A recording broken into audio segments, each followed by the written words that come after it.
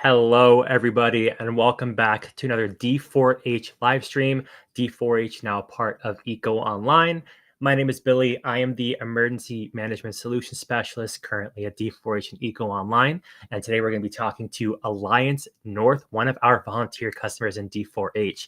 So, Amy, let's bring them in and get it all started. So today we have Chirag, Mohsen, and Zach. And hello, all three of you. Chirag, I'll hand it off to you first for introductions, introducing the team, and we'll get things cooking. Absolutely. Thanks for having us, Billy. Hey, everyone. My name's Chirag, one of the co-founders at Alliance North. We've also got Zach, head of logistics, and Mohsen, who's more of a technical person on D4H to talk with us today. So happy to talk to you today, Billy, and talk more about what we do. Awesome. Sweet. And I'm really excited for this because I think as some people maybe on the live stream might know or might not know, but I'm also a volunteer. Obviously, I made the joke that I cannot fly a plane for the life of me, but I'm a volunteer. And I think speaking to the volunteer space is really important when it comes to those gaps in crisis management, emergency response, disaster relief, and just general community resiliency.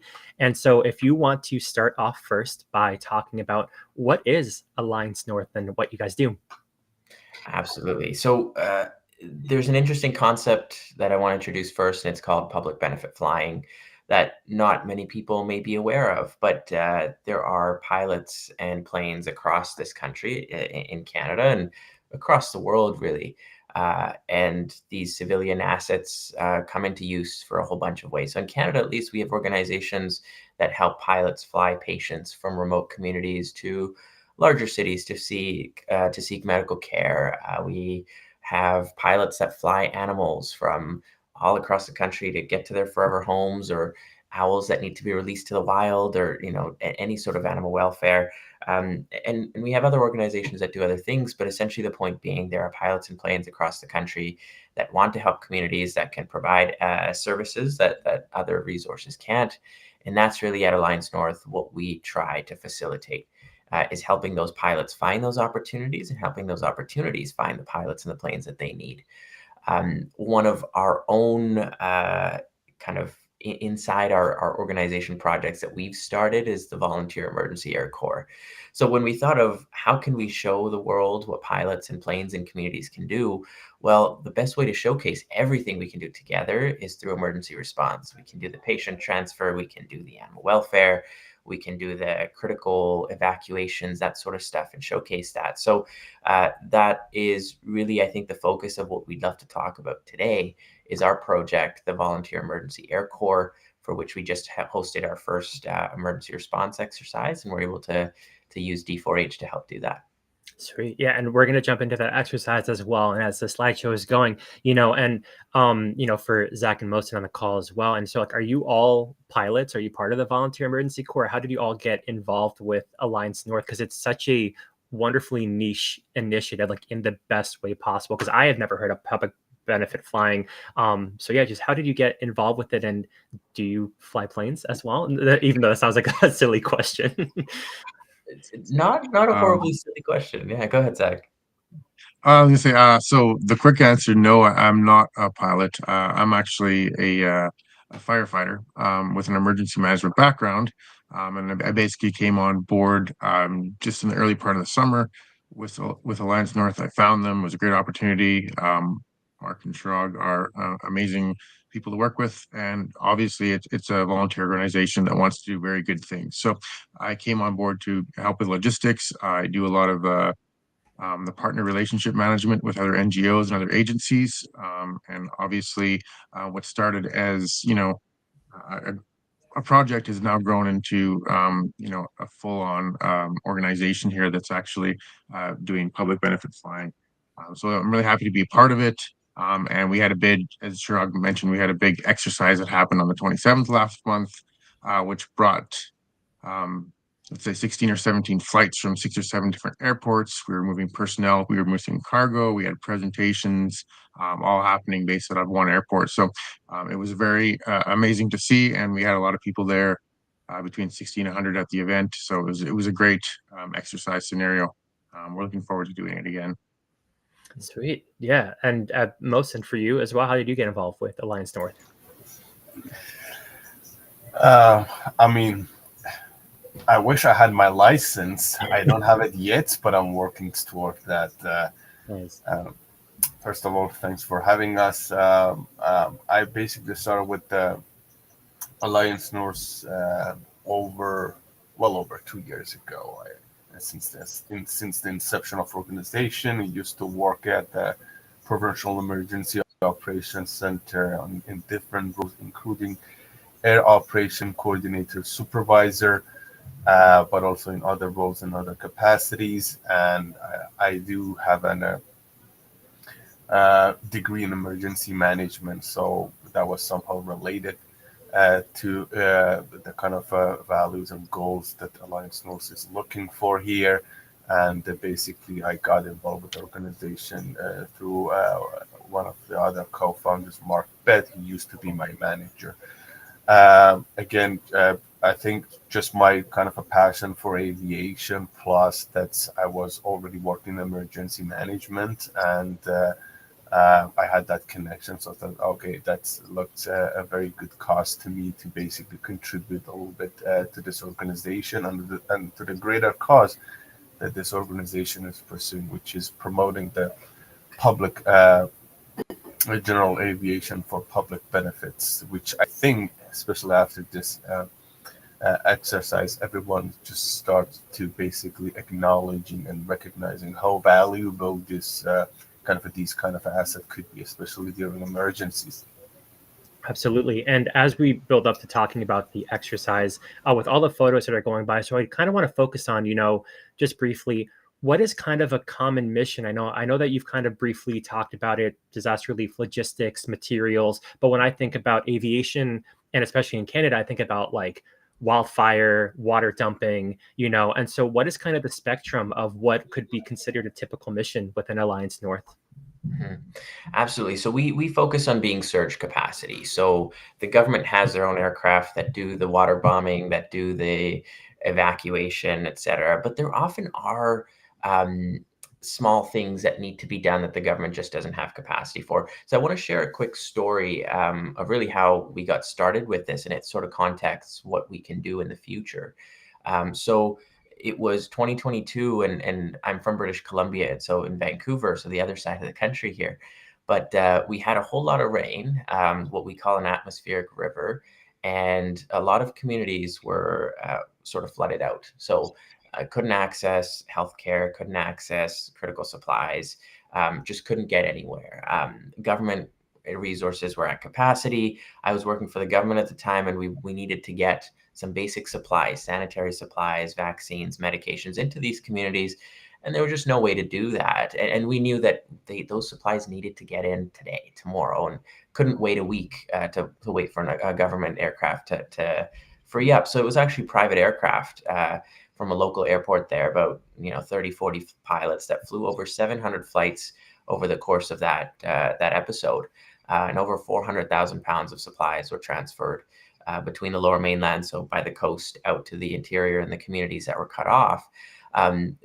Just going to show that the supply transport, we did family reunions, we evacuated pets that were left behind in small towns who, just didn't have time, families didn't have time to grab their pets before they had to leave.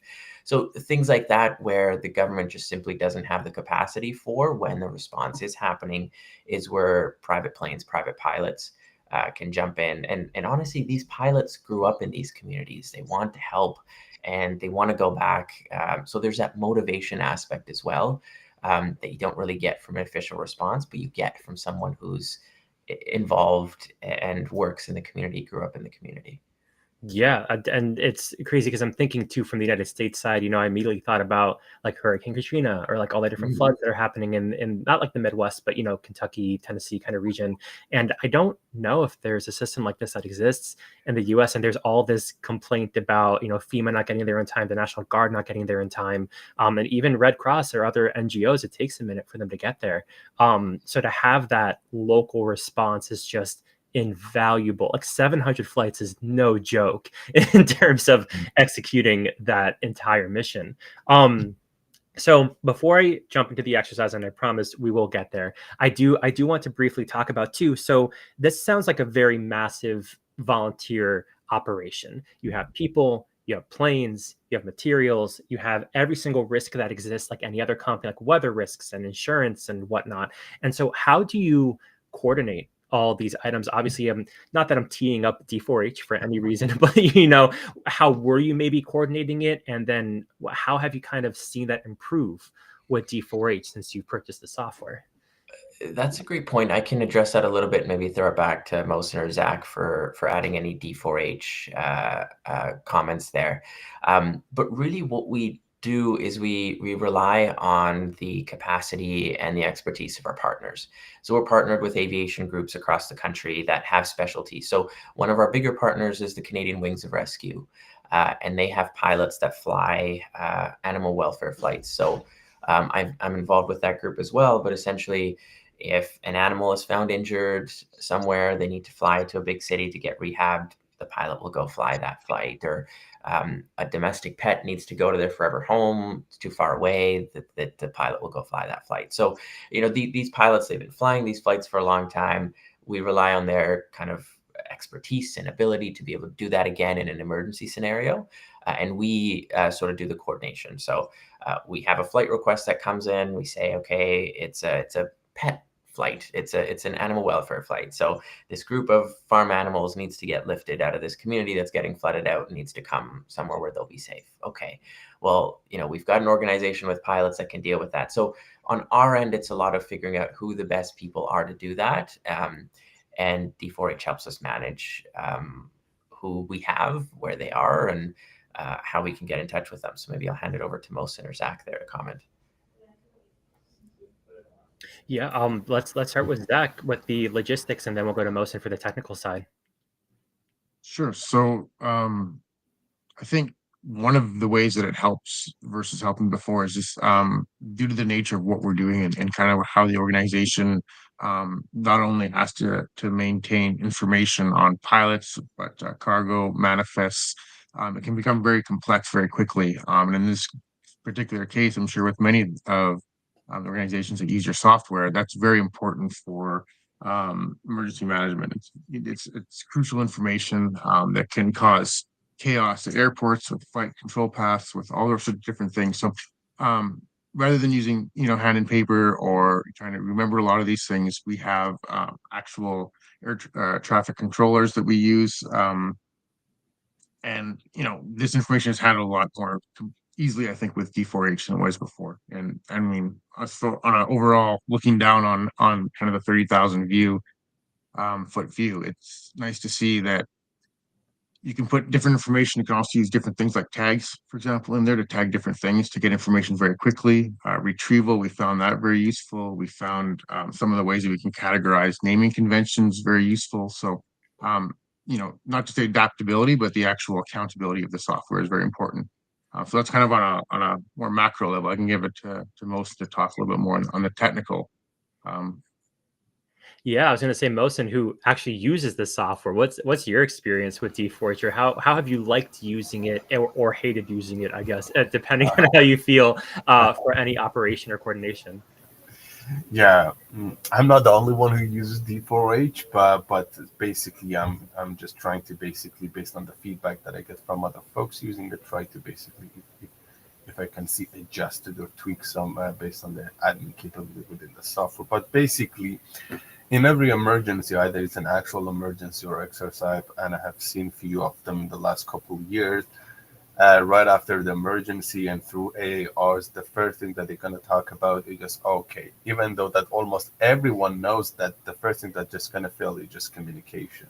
And why is that? It's just because of lack of coordination, or mostly because of tools, lack of familiarity of all stakeholders, partners who are involved in that exercise or emergency, of what tools to use and how exactly and how efficiently and accurately communicate information. And basically, when it comes to our kind of a portfolio, and specifically Average 2025, just we have these 5 questions: when, where, what, how.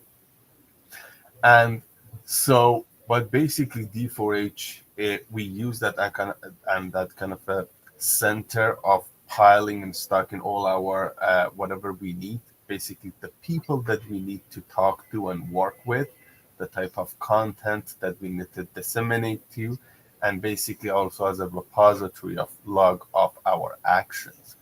And one really good feature that we really tested, and not only we liked it ourselves as a user, but also on the other ends, those who received the notification module, they kind of really liked it. And I personally have used other software. The fact that you can adjust the template and basically tweak it as you wish, that was a kind of a really neat feature there, as well as the options that you can define as many as templates, and decide on different method of delivery: WhatsApp, SMS, voice, or also email. That was also very good. On top of, and the cherry on the pick that I really liked was just the collecting the response. um, right now I think that I'm the salesperson for D4H, by the way. Just I was I gonna would say you're just doing my job for me. I don't need to do anything. And as I always say in my live streams, we chat maybe 10 or 15 minutes before the call, but I don't plant any of this info. This is organic, real content that how you guys all feel. And it's great to hear the positives about it too. And yeah. I said this when we were first chatting, is that there's this huge extreme gap that's filled from volunteers, and to see that success from the ground level using D4H as an augmentation to your operations, it's very refreshing, and it's exciting. It's really cool. And so what I'll do before I go on to the next part here, I do want to briefly talk about the comments briefly. Anyone who's watching live stream, drop a comment, say hello. I got John Lee in the chat saying O'Dart in Oregon. So it seems like a match there for a similar operation. And then another user who just kind of gave you guys a good hype train there for amazing service. What we'll talk about next is, now that we've established the background, how you guys kind of operate, a little bit about how D4H has improved your operations, let's talk about the exercise. So it is Airbridge 2025, if I'm not mistaken. And so tell me a little bit about the point of the exercise. Why did it happen? And I guess kind of a play-by-play on Amy, if you want to bring back up the photos just for some visual aids, I think that'll supplement nicely. For sure. I think before we get started there, I want to give a shout out to John as well. So, and the DART group, so the Disaster Airlift Response Team. I know we've worked closely with CalDART, so that's the same organization in California, and ODART. So thanks, John, for putting that up there, and hopefully DART's also considering D4H, and we can have some compatibility there. That's awesome. That's awesome. Yeah. But then to your point about the exercise, Billy, it's been about a year in the making here, and this was sort of our introduction to the world moment to showcase what aircraft in small communities can do. So the exercise, as Zach mentioned, took place on the 27th of last month in a town here in Ontario called Stratford. Stratford, Ontario has a beautiful airport that is so centrally located, and we're working with the city for that to be one of our hub kind of emergency response airports. And we have brilliant support from the mayor and his team and all the emergency response groups in the city to support our group coming in there and really showcasing how critical that infrastructure is, and also how critical our services are. And of course, we need that infrastructure to do what we do. So we had partners that partnered with us. So other organizations like Global Medics, Salvation Army, the Radio Amateurs of Canada, and quite a few more. But essentially what we tried to simulate was, if there was an emergency, how aviation could play a role. So some of the emergency simulated flights included, if we needed to fly a search and rescue team to a remote community, how would we do that? So we had a group of medical students from Queens and a drone team from York University fly in from Kingston and Toronto, Ontario into Stratford. We had two of our pilots simulate that kind of flight. We had a few pilots fly in food supplies. Perfect photo right there from Global Medic and others into Stratford to showcase what we could do immediately with food supplies.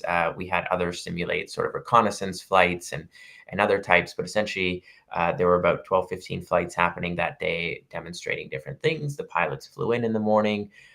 We then went through a whole bunch of simulations. So the drone team was able to showcase how they go and find somebody in a forest who might be injured, and the medical team was able to go out and get them.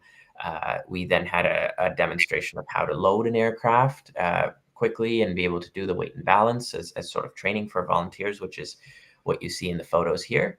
And then essentially we demonstrated some of that stuff to some government folks and federal folks that were there to watch what we were doing.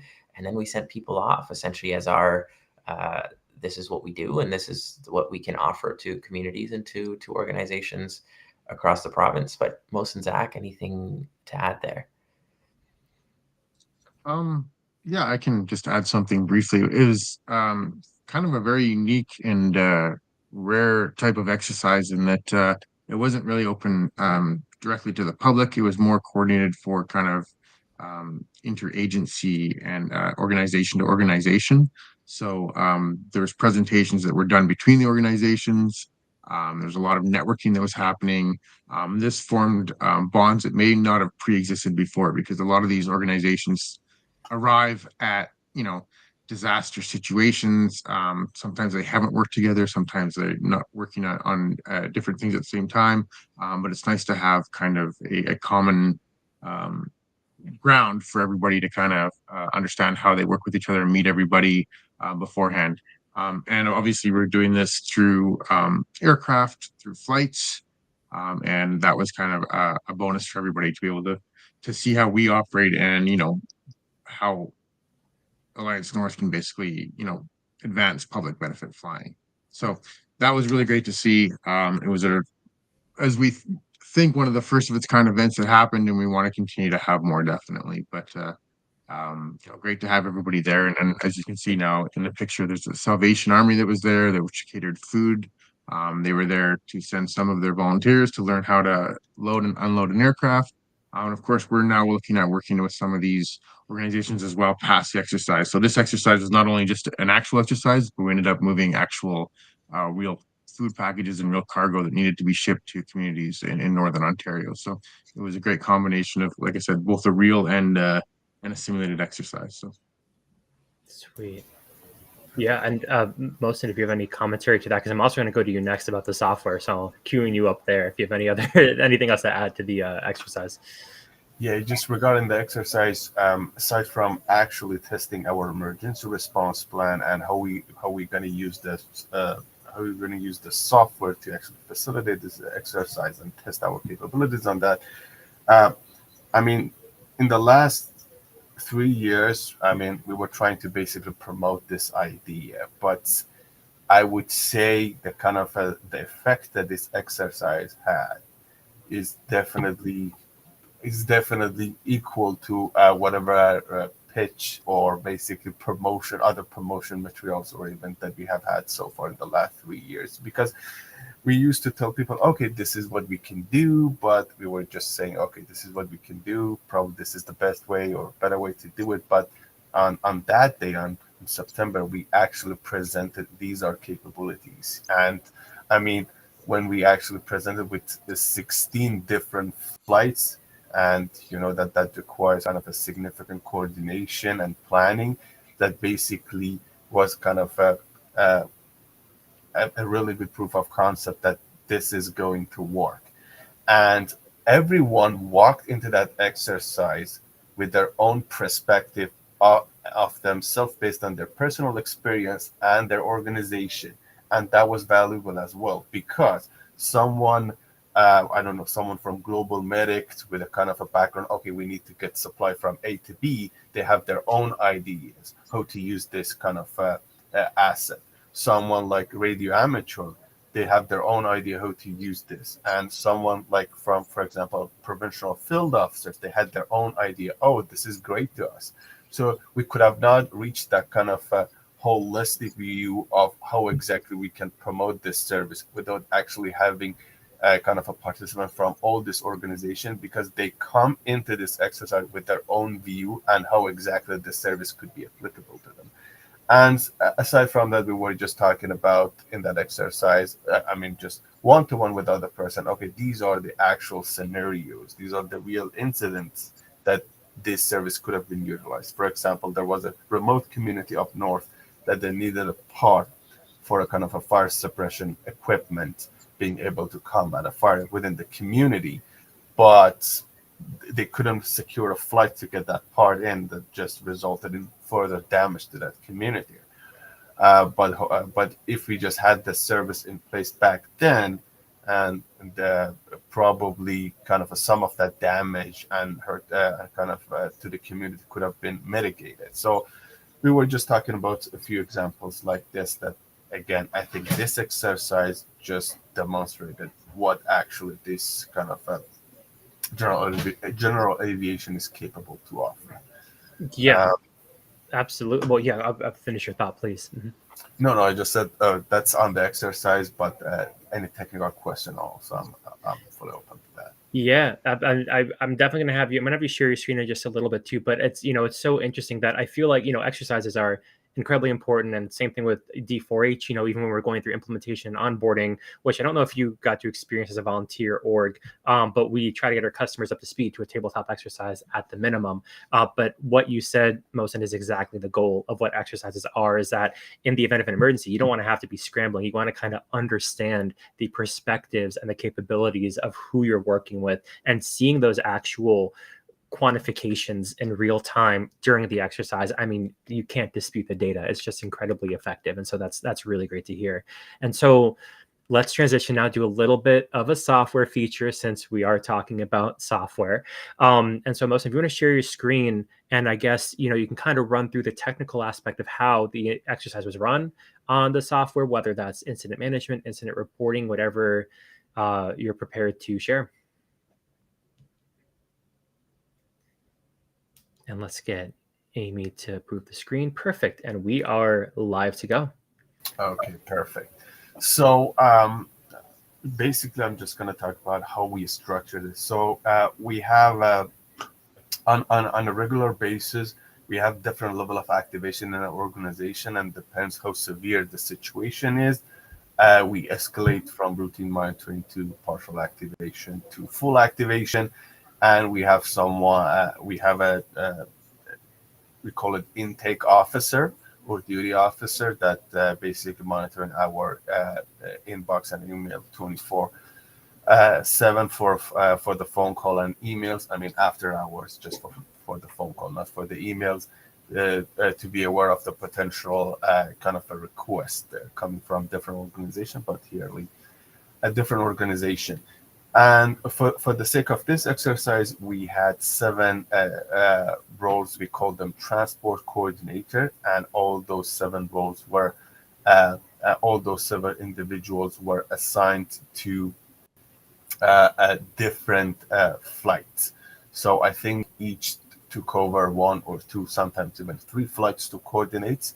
And basically, that what means is we do the initial notification to the pilots, which I will dive into it in a moment. But from basically, once the communication has been established, we just hand it over to a transport coordinator, basically just to connect the dots. So if the purpose of the flight is to transport the kind of a cargo or individuals, that the transport coordinator get in touch with the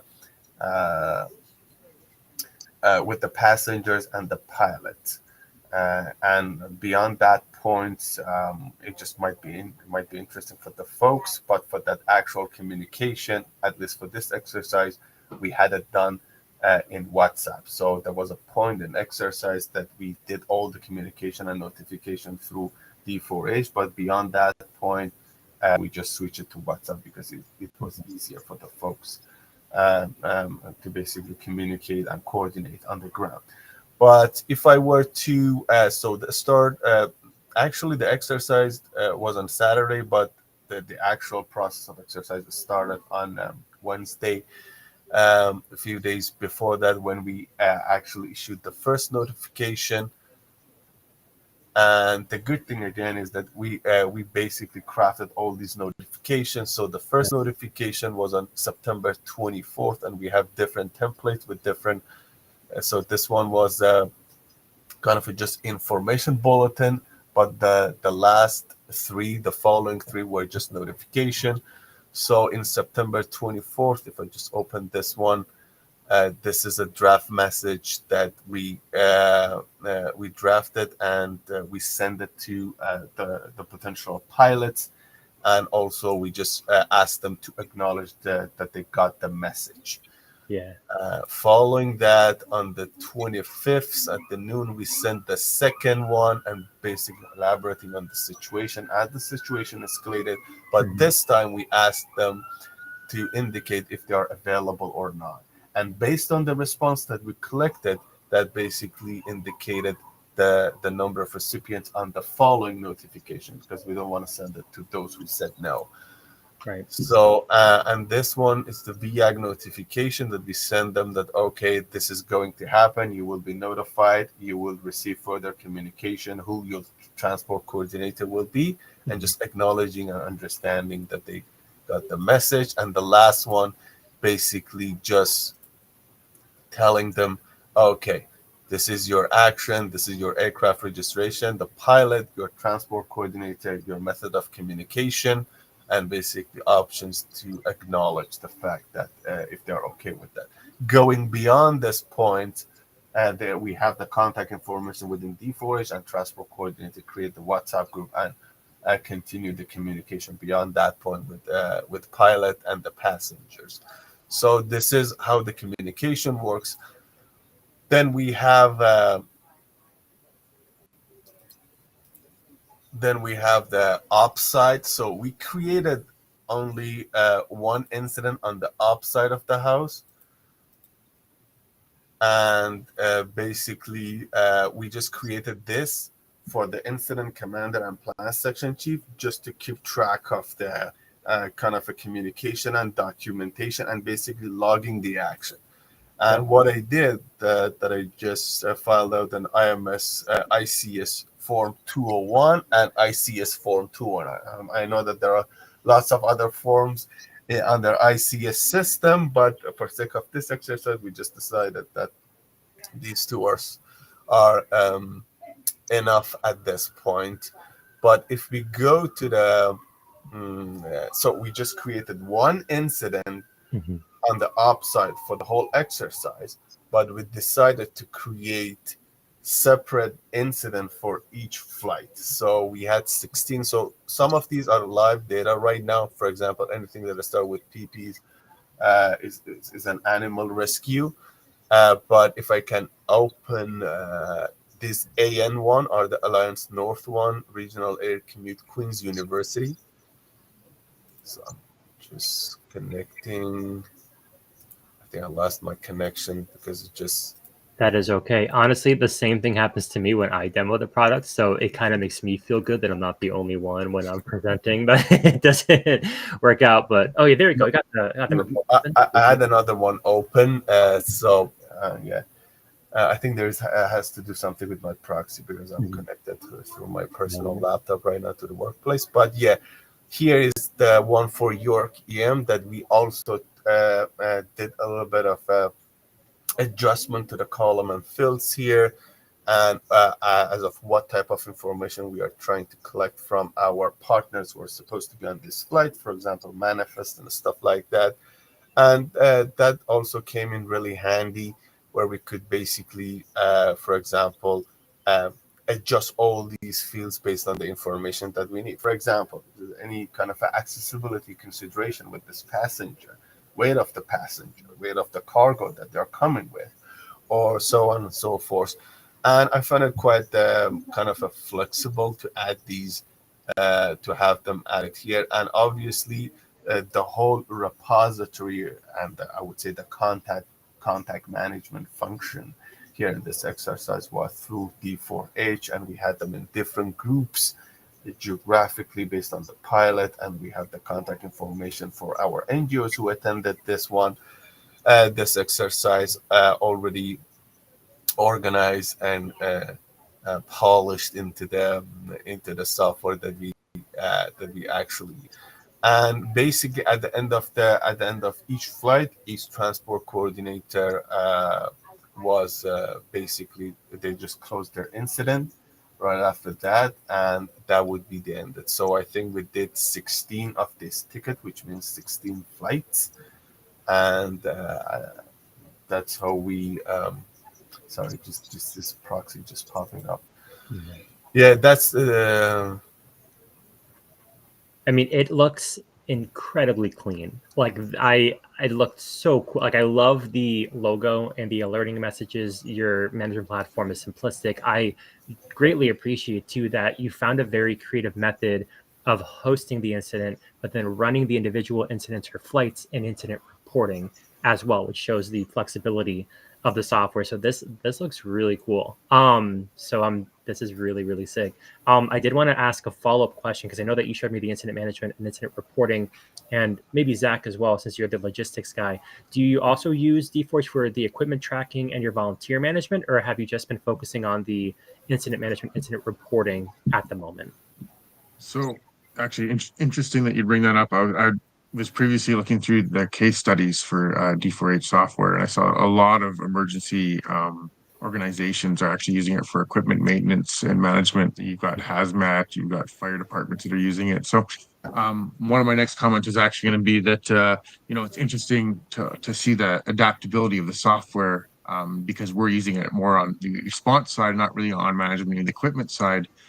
But that it could be used for both. So that's one of the areas I was going to talk with Mohsen and you guys with coming up with like how can we kind of expand this to get into like equipment and some of the stuff we use. But the quick answer to your question is we're not currently using it for that kind of stuff, more a little bit for contacts and relationship management. But at the moment, it was just basically for incidents and for us to keep that stuff tracking. So we'd love to get more information on that, but yeah, at the moment it's just that. But I know that it can do it because I saw multiple case studies where you guys have been doing that before. So absolutely. And Mohsen, thank you so much for sharing your screen and walking us through the software.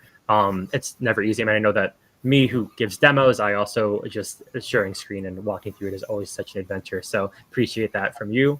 I'm going to kind of redirect this back to the conversation as we're kind of getting towards our last 8 minutes here ish. Done a great job on time. Proud of us.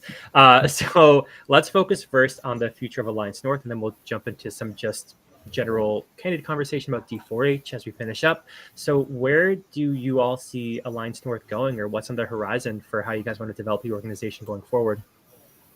For sure. So the exercise, as we mentioned, was our foray into the world and showing what we've been working on over the last 2 years in terms of planning and putting all this like the program together. We've also just now launched our first training course for pilots to be able to take when they respond during emergencies. So I think things are coming together. What we're really looking forward to now is working with the government entities and making sure we're part of the official response.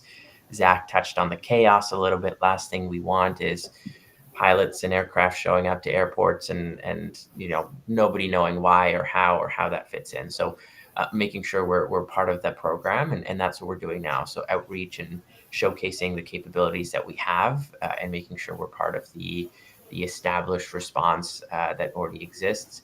And that's a big reason why we worked with a lot of our partners as well, because they are part of the established response. In fact, they are the established response.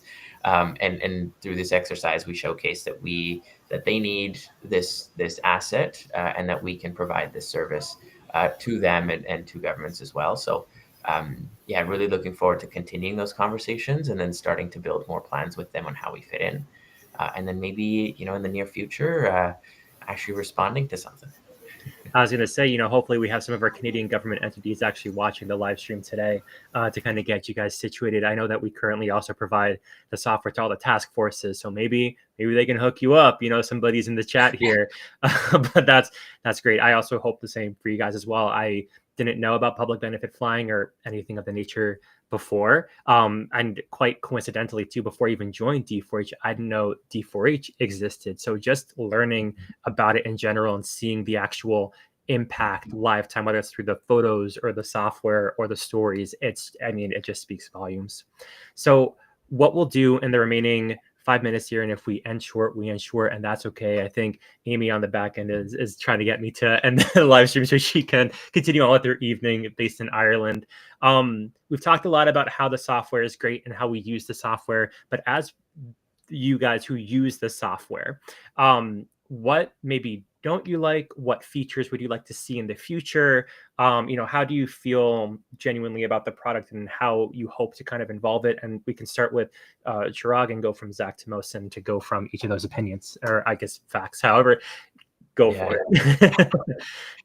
Absolutely. I know Mohsen and Zach are more on the technical side, so they'll have more to say here. I'll just go back to the operational picture side. So we're still figuring out how to record aircraft as equipment in our system. So the interesting thing about the aircraft is multiple pilots can share them or do share them, and they're located across the country. They've got different capabilities that can change based on whether or not they have seats and how much fuel they've got on board. So there's a lot of variables that change the same piece of equipment, which is something we're still trying to figure out on how we use D4H to, we need to know where all the aircraft are, but we also need to know all of their capabilities based on their configuration. So how we manage that is definitely still a question.